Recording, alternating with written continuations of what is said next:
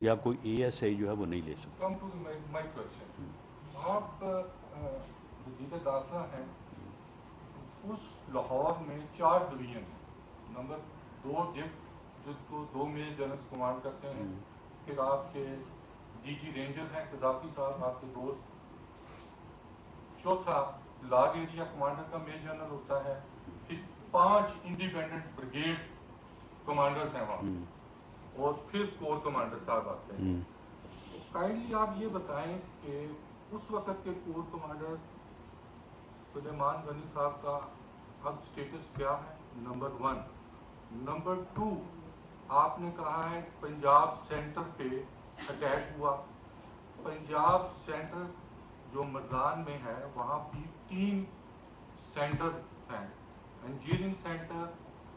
یہ پنجاب سینٹر اور ایک اور سینٹر ہے۔ آپ یہ بتانا فرمائیں گے کہ اتنی فورس ہونے کے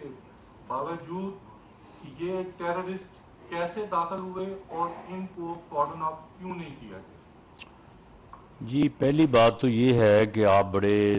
سینئر اور بڑے ہی سمجھدار صحافی ہیں،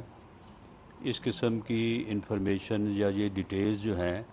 یہ آن ایئر ڈسکس کرنا جو ہے یہ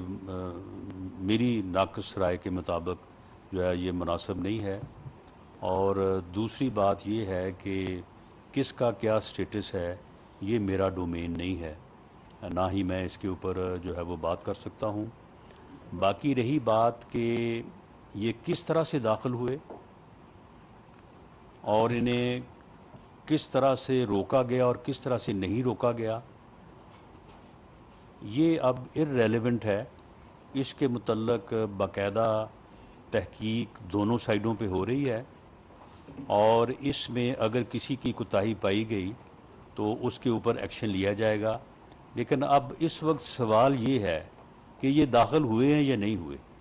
اگر یہ داخل ہوئے ہیں تو پھر ریلیونٹ لا کے تحت ان کا ٹرائل ہوگا، اور اگر یہ داخل نہیں ہوئے